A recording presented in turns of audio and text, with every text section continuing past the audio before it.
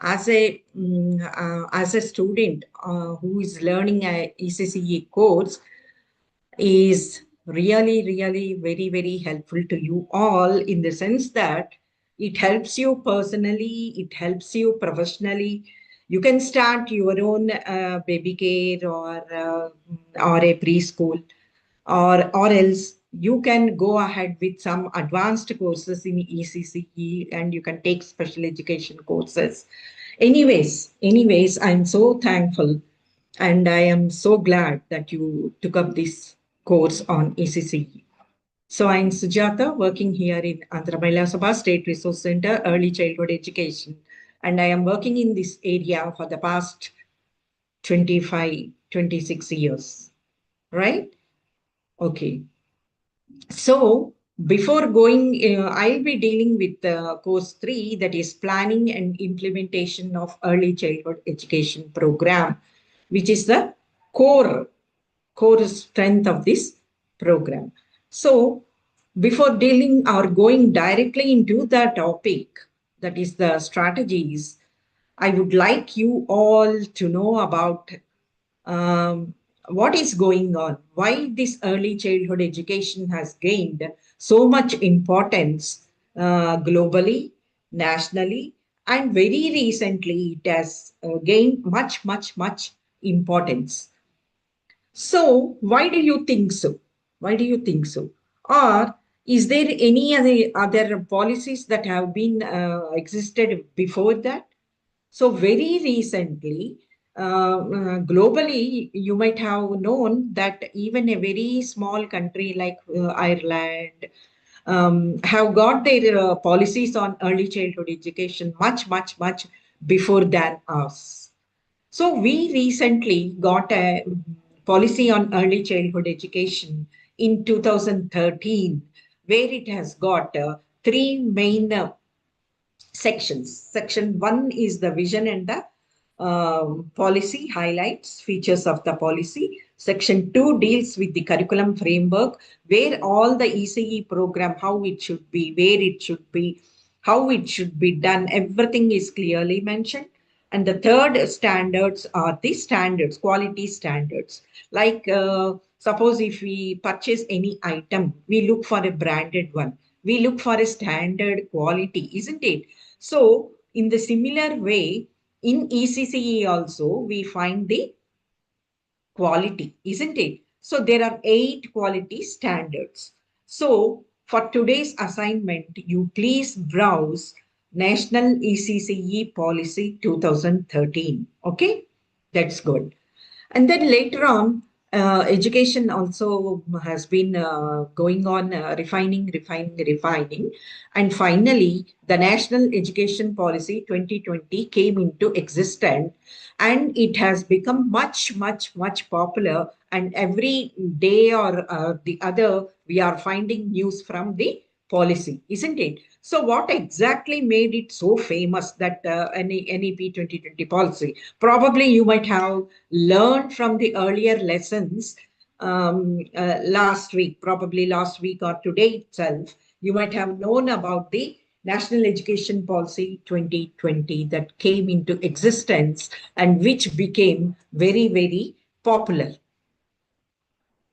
So what made it popular? Because it has made very refined changes and very prominent changes in the field of education, particularly in the early childhood, in the area of early childhood education. So what is that major change? So till now, this 3 to 6 years age was taken care of in India majorly by the Women and Child Welfare Department in most of the states, or some social welfare departments or tribal welfare departments in other states. And mostly, almost like 75% of the coverage, 75 to 80% of the coverage is being done by the ICDS program, which you might have been aware of, isn't it? So till now, 3 to 6 years have been taken care of the Women and Child Welfare Department. But In National Education Policy 2020, the major change we find is that this early childhood education, which comprises 3 to 8 years of age, is now coming under the education ladder. Till now, till 2020, we don't consider it under education department. It is totally a segregate one, which is dealing by the Women and Child Welfare Department. Now, because of the existence of this policy, 2020 National Education Policy, ECCE has become the first step in the education ladder, and this is the foremost and the major change we find in this policy. And then most of the years, we considered early childhood education till 6 years, but now it has been extended up to 8 years, and also we are calling it as ECCE, Early Childhood Care and Education. So, along with education, care is also an integral part of early childhood education. Please make a note of it, okay? So, including care, including education, this policy has come into existence. So, this you have to make a note of it. So, in this care and education policy, is the National Education Policy also identified grade 1 and grade 2, that is 6 and 7 to 8 years of age, into this group only. Together it constituted the foundational years. So this policy integrated 3 years of preschool and 2 years of class 1 and class 2, together called the foundational years. So this is the major change we find.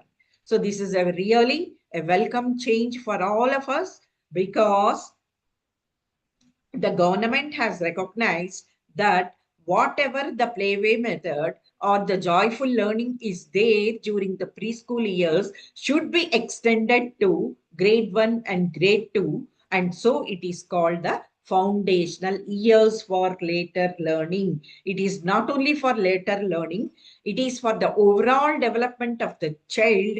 This becomes the foundational years. So please make a note of it. This is the major change we find in National Education Policy 2020, right?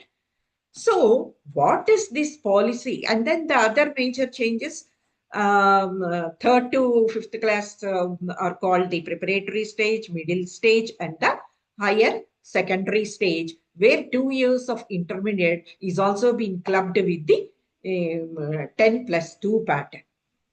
So these are the major changes. Since we are interested in early childhood education area, we will stick on to this ECCE area only, right? Okay.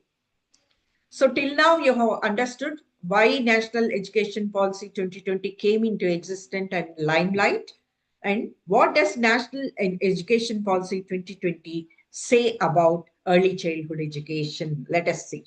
So you can see in the PPT a beautiful brain diagram, and then the matter is there. So what does it says, the policy?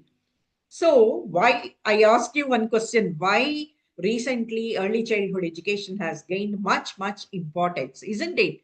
So it is nothing but, you can see here, 85% of a child's cumulative brain development, it occurs before the age of 6, indicating the critical importance of appropriate care and stimulation of the brain in the early years in order to ensure a healthy brain development and growth. So you can see here that most of the neuro research says that it is 85 to 90% of the brain development happens during the first 6 years of life. So you can realize the importance of brain development during these first years, right? So it lays great emphasis on the whole child development. Each and every word is important here. Please make a note of it. Whole child, holistic, we call it as overall development, holistic development, a comprehensive development with special emphasis on art and creative development. This is what the NEP 2020 says about, defines early childhood program as the holistic development of the child with 85% of the brain development happening during the first 6 years of life. So, I don't know whether this has been covered, but I need to make a special emphasis on this and then move on to our actual core topic. Okay, so you might have all studied about the brain, its structure, and its fascinating facts to some extent in your school days, isn't it? So, brain is the most beautiful organ, and it is almost like pinkish in color, and it weighs about 3 pounds, and it contains 100 billion neurons at birth. So this also you should make a note of it. And then you can see the next fact, next important point. 250,000 to 500,000 neurons per minute are formed during some stages of the development. You can see how rapidly the neurons are getting connected every minute during the early years, during these first years. So what is the importance? What can these neurons do? What happens if there are neurons in the brain? What will it do? All these doubts you might get. So please make a note of it that at the time of the birth, a baby will be having almost like 1 followed by 11 zeros of neurons at the time of his birth, which is as much as equal to a number of stars in a Milky Way. పాలపుంతలో ఎన్ని నక్షత్రాలు ఉంటాయో, those many stars, those many neurons you will be finding at the time of the birth. So what will they do? What is the function of these neurons? Here is the next statement. Neurons that fire together, wire together. You can see that all of you might have seen a spider web, Salagudu, isn't it? How it is? It is connected right from the center to every nook and corner of the web, isn't it? In the same way, neurons are being connected to one another throughout. So let us see how this connectivity, how these neurons are being fired, how these neurons are being connected every minute, what makes the neurons connections, and how does these connections help in the brain's development. We'll see now. So, like I said, a baby's brain already has 1 followed by 11 zeros, 1 followed by 11 zero cells. This is about the same number of stars in the Milky Way. Unlike the rest of the baby's body, the brain is not complete at birth. Do you agree with this? Do you agree with this? So when a baby is born, he is able to see. His eyes are full-fledged. He is able to hear, isn't it? He is able to make some movements with his gentle movements with his hands or legs.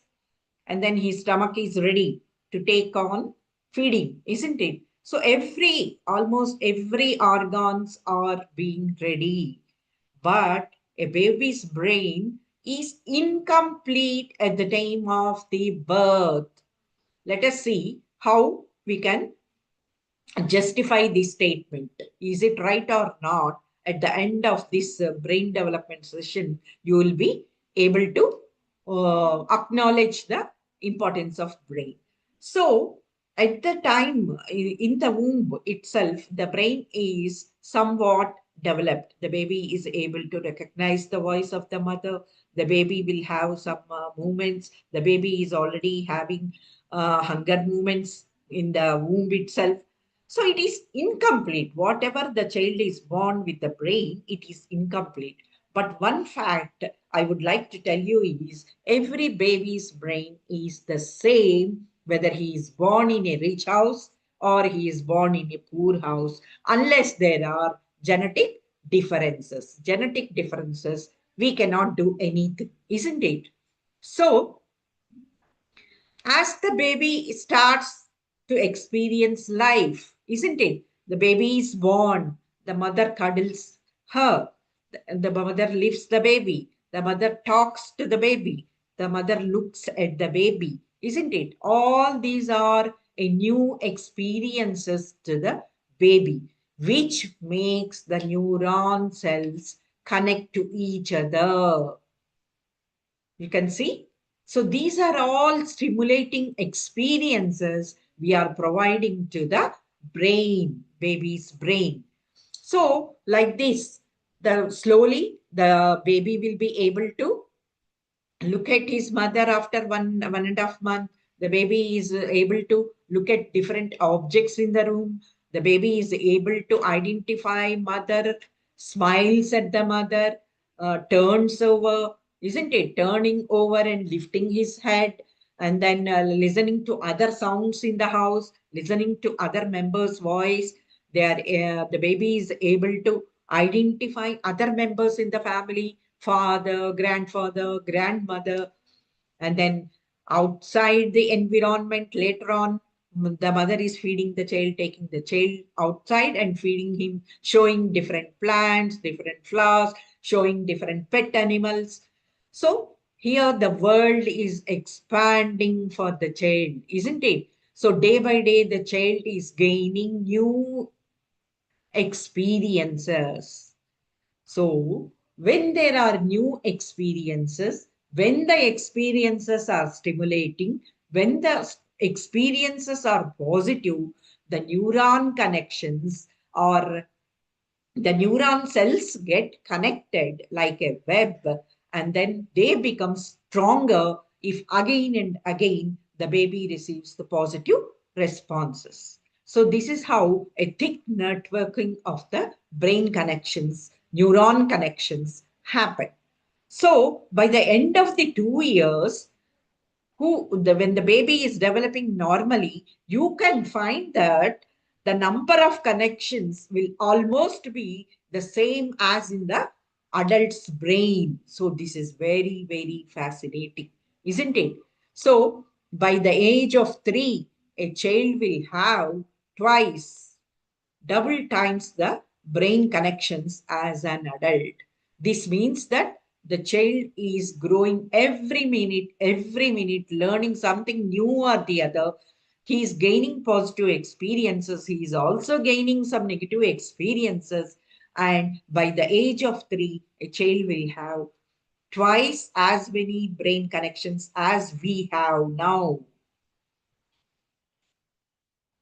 So, in this particular point, what you have learned is that the child's brain is incomplete at birth, but soon after the birth, the brain will grow because of the experiences he receives from outside. Outside means from his home, outside environment.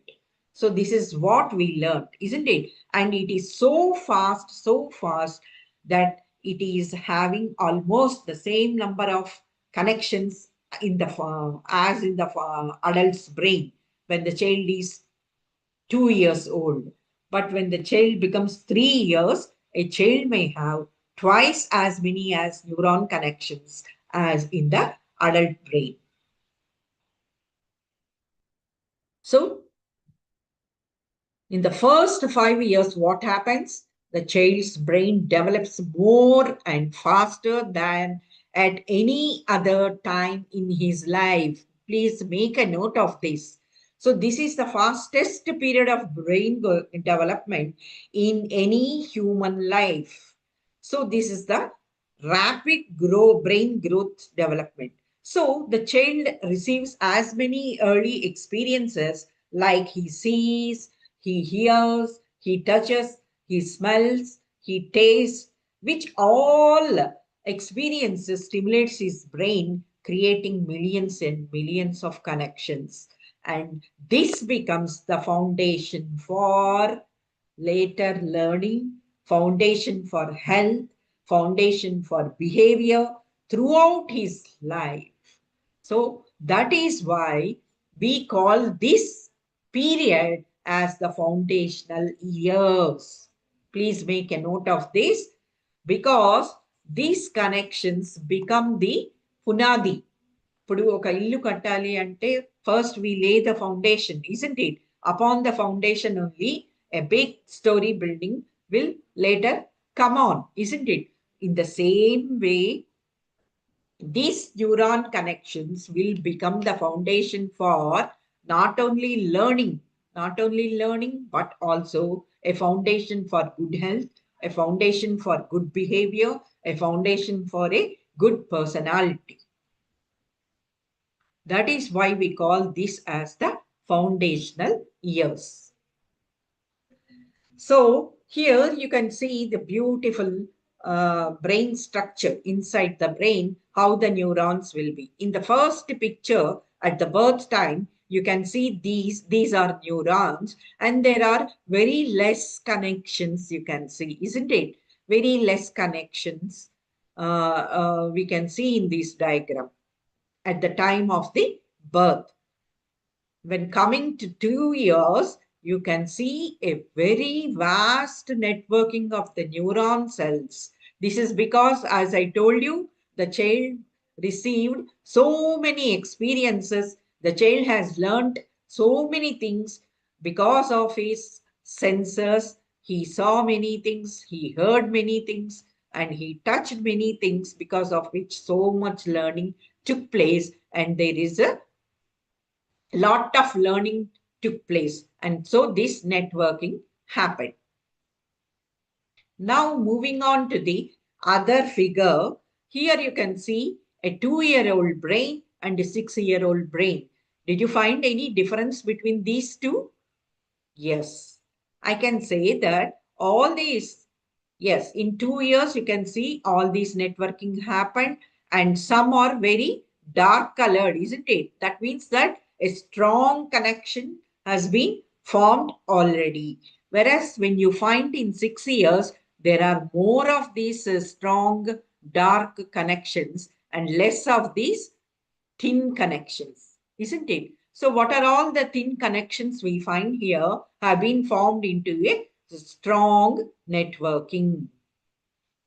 So all this has happened because this is the most rapid growth period of the brain where all the connections have become very, very, very strong and thick because of the reinforcement of the experiences. So reinforcement of the experiences, what I mean is the child is constantly getting support, constantly getting love, constantly getting affection from the family. And then he is being nurtured in a very good environment. All these positive experiences make this thinner networking into a strong networking. So this most vigorous growth and pruning, connecting, and activity occurs between 1 to 1.5 years to 3 or 4 years. Please make a note of this. So, as already when the child comes to a preschool, most of his brain development is over, isn't it? Almost 75% of the brain development is over by the 1.5 year and through 3 to 4 years. So here, the brain areas with the longest periods of organization are most of the foundation is laid for self-regulation, problem solving, language and communication, and it is social bonding. So, what the neuroscience is telling us that this may be one of the most important periods for self-regulation, problem solving, socio-emotional, language and communication behavior. So, you can say that whatever the child learns in the later life is the foundation you give in your early years. So there is nothing when you beat a child or when you scold a child or when you abuse a child or when you embarrass a child to write, force the child to learn, force the child to write. That doesn't make any difference on the part of the child because already the development has been laid foundation. So, in added to that, if you abuse the child or if you embarrass the child or if you make a pressure on the child to read, write, or something or the other to learn, that becomes a drastic effect on the brain of the child. Instead of networking, all the small connections that gets cut off from the brain because of the negative experiences, and there will be hollow spaces, empty spaces to tell a crude example for you. There will be hollow spaces, empty spaces in the brain rather than networking in the brain when you abuse a child. Please remember this. So, please provide as many as positive, stimulating experiences to the child as possible during this age. So, because it becomes a drastic negative effect on the part of the brain development of the child when you give negative experiences. So there are two most of till now I have talked so much, isn't it? So all these are nothing but two factors. That is nature and the nurture. Nature is genes. Genes we cannot change. Genes come through our body from parent to the child, isn't it? That we cannot change. But nurturing in the environment, that we can change. We can give a positive environment, isn't it? We can give a stimulating environment. We can provide number of loving, caring experiences to the child. So genes and nurturing environment together interact throughout the brain development. This is very, very important. So you may get a doubt that if genes play a major part, so why there is the need for nurturing, isn't it? So genes we cannot change. So how can we help the brain development? You may get a doubt. I can say you one crude example. Suppose in my family's basic height is 5'6". Okay. So thinking that 5'6" height is in my genes, I need not take care of my child by giving nutritious food or something. I'll just think, let the child go off as he is, and thinking that nothing will change. He will automatically become 5'6" when he grows up, isn't it? So, is it possible? Definitely not. Even though genes play a major part, environment together also plays with the genes and bring out the maximum potential from the child. What I can say is, if you nurture the child with good nutrition, giving him good, ample physical exercises, and then a healthy atmosphere, and giving him correct immunization, and you nurture him in a very healthy environment, then the genes and the environment together make the child to become 5'6" in his adult time. Otherwise, he will not reach his 5'6". Got my point? So, in order to bring out the maximum potential of the child, Nurturing is very, very, very important. So don't leave it to genes alone. So genes alone, if you leave it, it cannot come out independently. So genes together with nutrition and nurturing makes the brain development maximum potential for the child. So here in this process, you should also know one point. You have to provide again and again such experiences for the child in order to make the learning more strong and more reinforced and strengthening.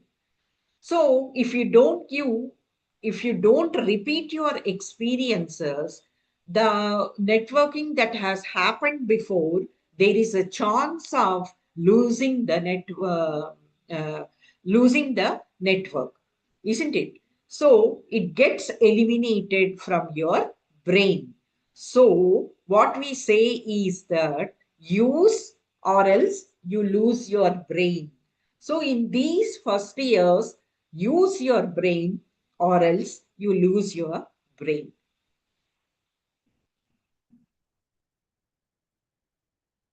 So what will change the structure of the brain? That a minimum information you need to know as a early childhood education educator, isn't it?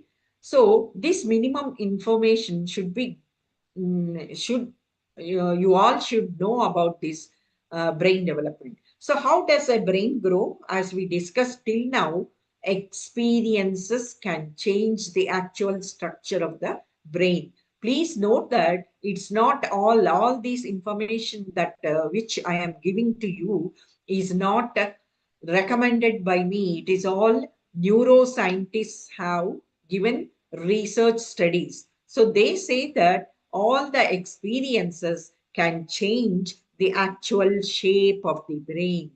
Just as in a house, the house is complete. But when you call a civil engineer or an architect, they may wonderfully design your house, isn't it? With some false roofing and then with some paper walls and then some decors and everything. So they make your house very beautiful, look so beautiful. So in the same way, the brain gets a good shape and structure. It depends on the number of experiences and the quality of the experiences. So as long as there are positive experiences, the brain shapes very beautifully.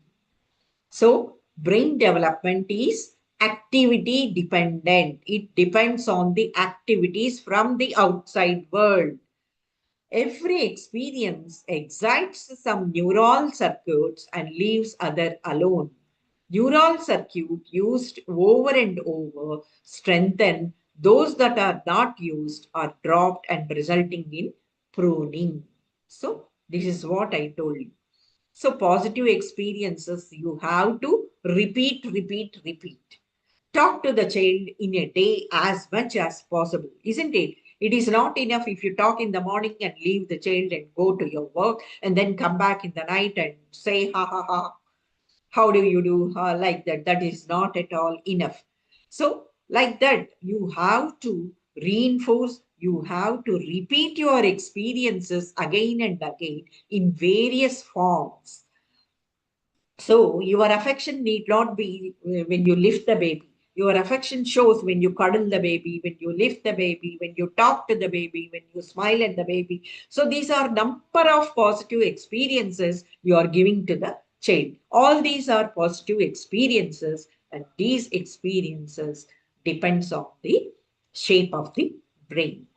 This, when given over a period of years, that becomes stronger, and that will not go off.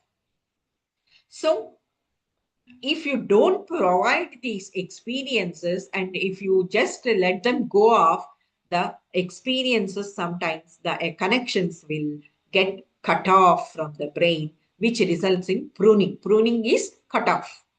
So that is why we say use or you lose your brain. So You want to make the child to use their brains or lose their brains. Definitely, as a child, early childhood educator, it is your utmost responsibility to use their brains, to develop their brains and not suppress their brains, right? So, one mag one last this thing I want to say is that to develop a baby's brain to the maximum extent possible, a good nutrition, and then active use, that is the repeated use, and then high quality exchanges with other people. The social relationships matter in a brain development, isn't it? A nurturing environment is definitely makes the child healthier. So all these three important points make the healthy baby's brain in a healthy way, develop in a healthy way. So I would like to make a note of this important graph, which you should never forget, isn't it? Early years, we say that it is critical years also. These early years, we call them critical. Critical ante chala కీలకమైనది very important period అన్నమాట ఈ first 6 years 8 years. Why this is important అన్నది, if you look at this graph, you will come to a conclusion. So before this 6 or 7 years of age, you can find many sensitive periods in early brain development. Sensitive అంటే చాలా సున్నితమైన దశలు. So that sensitive period, for example, during the birth of at the time of the birth, the vision is very sensitive. So here the child responds to the light in the room, isn't it? Wherever there is light, the child will be gazing at the light in the room. So here the child is very sensitive to contrasting lights. Here our stimulation activity should be, we should provide a more contrasting colors to the child, and we should keep contrasting color cards, or placing the baby on a contrasting color blanket, black and white blanket, so that it stimulates the baby's eyes, which helps in the visual discrimination later on. So this 1 month, birth to 1 month or 2 months, there is a high sensitive, baby's brain is highly sensitive to vision. So during this period, when you provide a very much stimulation activities, vision activities for the child picks up that maximum potential of vision development during this age. At the same time, when you neglect, if there is any deficit in that, this sensitive period might get affected. So there are some periods in the brain, if you do not give sufficient care and nurturing to that, you may not regain its elasticity. The brain is very elastic.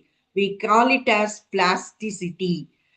Like I said before, these experiences make the shape of the brain, which means that the brain is more like a plasticity. It molds, it changes accordingly. So if you miss these critical periods or sensitive periods, it may not be regained again. Suppose if the child is not able to hear at the time of the birth, and during this sensitive periods, that is from birth to 2 months, the sensitivity of hearing is more. Like when you drop a spoon or something on the floor, the child suddenly shrills and then cries, isn't it? He is very much sensitive to the sounds. When the mother is working in the kitchen, he heard the voice of the mother, and he cries for the attention of the mother.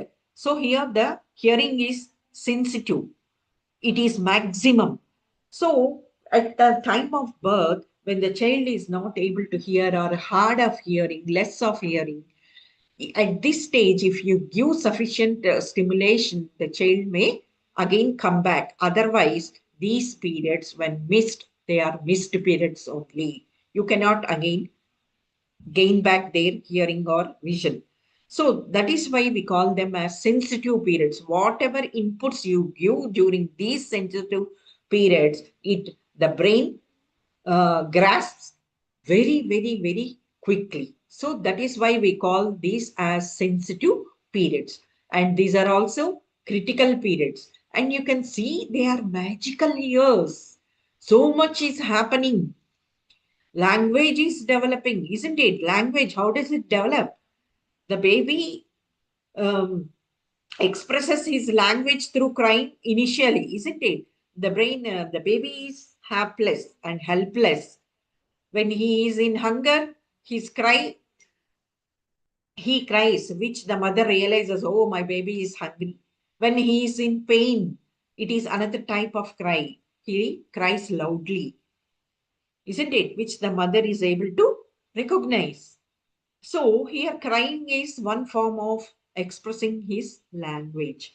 Later on, the baby starts with the babbling sounds, gaggling sounds, isn't it? So like that, the language is being developed. Two-letter words, and then he shows through pointing, and then later on he expresses himself to two-letter words, and then slowly in the form of a sentence by the end of 4 years, 5 years.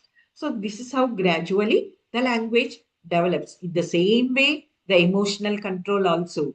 So at birth time, the baby is helpless for everything. He is dependent on his mother and other caretakers. So there his emotions are being regulated only through his crying. And then the mother looks after him or her. Later on, as the child grows by, he expresses his needs. He asks when he wants sugar. He goes to the kitchen and shows the sugar tin, isn't it? So there he is able to express, and then he should be able to regulate his emotions. He cries for every small thing or the other at home, but when he comes to a preschool, he has to adjust along with his peer group, isn't it? So like this, slowly, beautifully, the emotional regulation will take place. So all these happens, all these emotional regulations, social skills, language skills, vision, hearing, and then habitual ways for responding, everything you can see this is at maximum. చూసారా గరిష్టంగా ఉంది ఎప్పుడు between 2 and 3 years of age లో ఇది చాలా చాలా చాలా ఎక్కువగా ఉంది. Later on it is slowly declining during 7 to 8 years. It is declining and not failing off. It is not failing off, but it is maximum during these years. So from birth to 3 years, you can see maximum sensitive periods. And then that is why we call this as the foundational years. Foundation for personality, foundation for language, foundation for good listening, foundation for good habits, foundation for a good relationships at home, for everything, for learning, for academic learning, everything. This becomes the foundation. That why? Because these sensitive periods, yellow is vision. You can see this is maximum during 1 to 2 years.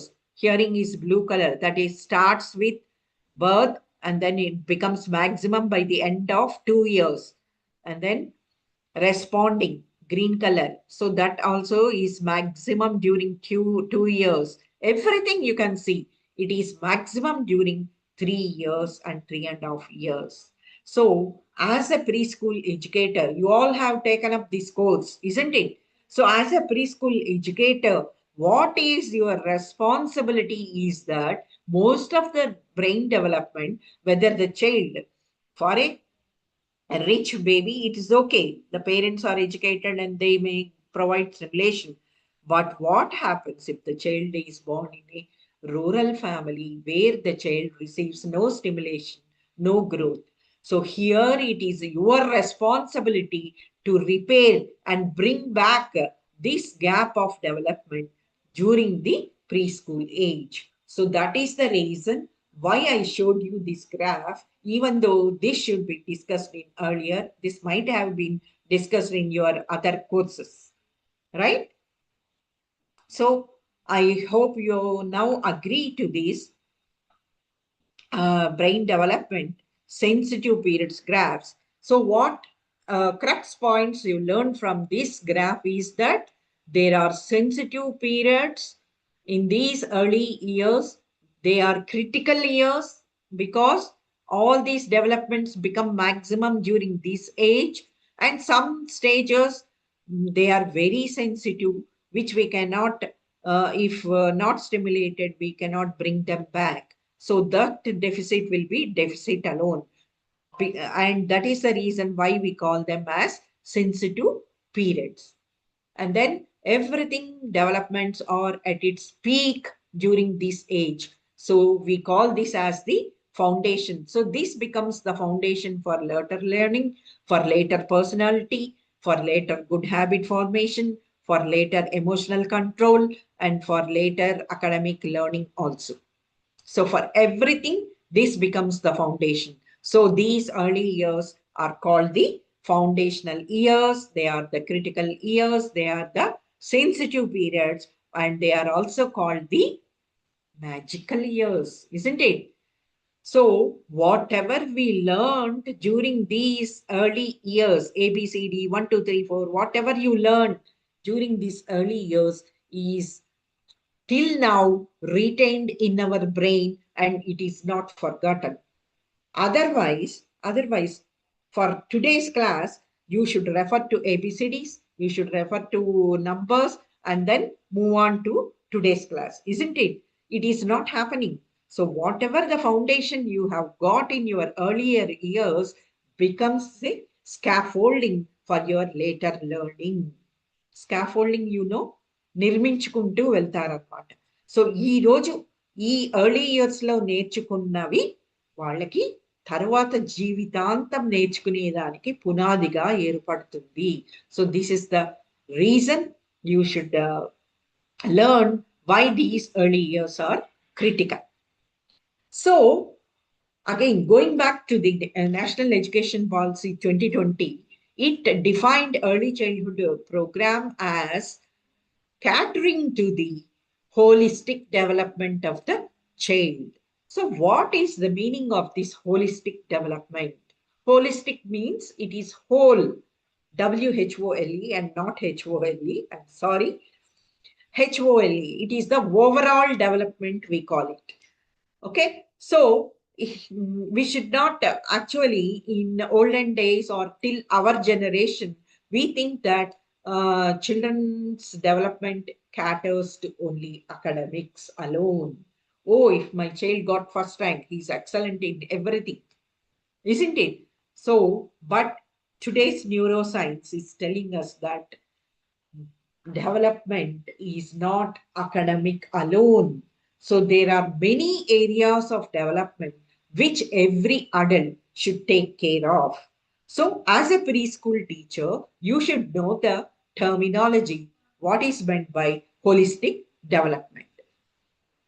So it is laying the necessary foundation in different developmental areas like physical development, intellectual development, language development, social development, and emotional development for promoting integrated growth and development. So please remember these words for integrated growth and development. So development is not only ABCD 1, 2, 3 or something else or reading or something, not academics alone. So development caters to physical development, intellectual development, language development, social development, and emotional development, together constituting an integrated growth and development in the child.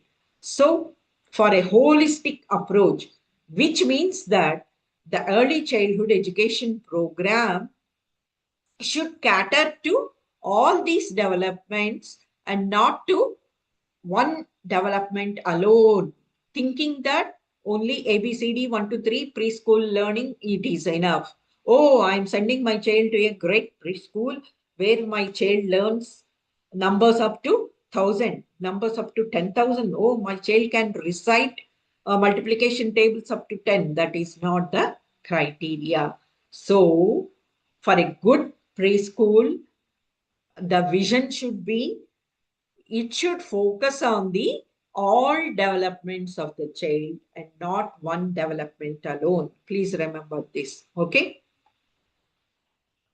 So if you look at this figure, what is this strain about? What is the relationship between the strain and the developments? So it is written. So what exactly did you find here in the train? So if you get into one compartment, yes. So for a train, these are all compartments, separate compartments, isn't it? But at one thing or the other, holistically, if you see, all together with these compartments constitute the train. It is not the engine alone that becomes the train, or it is not this compartment that becomes the train, isn't it? So all this constitutes the train. So in the same way, I can say that if there is social development, emotional, language, cognitive, physical, and then art and aesthetic development together constitute the holistic development of the child.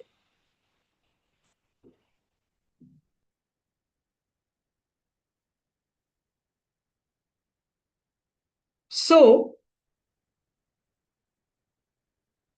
so what is meant by holistic development?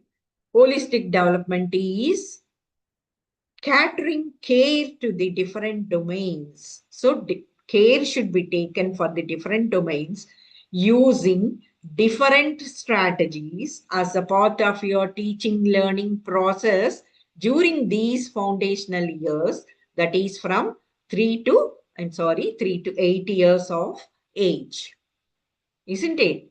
So it is not enough if you take care of only one domain. So you have to, in your teaching learning process, so care should be taken that you are catering to all the above domains which I have mentioned. So the development, how do you see that? So how do you say that it is there is a physical development? That is, we in Telugu we call it as Saririka Abhivruddhi or Bhautika Vikasamu or Abhivruddhi, isn't it? So, మా బిడ్డ పెరిగాడండి అంటాం. మనం చిన్నప్పుడు if you can see, they will tie a thread around the navel, isn't it? Which we call as Molatadu, we say. So as the child grows by month after month and he's gaining weight, we can see that the thread becomes tighter, isn't it? So that is a very naturalistic way we can say that the child is gaining in height and weight, isn't it? So growth is there, we say. So height and weight we can measure, which we call it as the physical development. And also there should be development for the muscles, isn't it? The child should be able to move. Motor development we call it as. So there will be large motor development and there will be fine motor development. So like this, you have to take care for the health, nutrition, and quality care during this psychosocial environment. The child should be exposed in these early years. So, like I mentioned before, this early childhood education program should cater to all the developments, which means that cater to the holistic development of the child, isn't it? So for that, a number of strategies are employed for the enriching this program. So you can get a doubt why these number of programs. It is enough if we write on the board and ask the child to copy down, isn't it? It is enough if they write on the board with a chalk and ask the child to talk, chalk and talk method.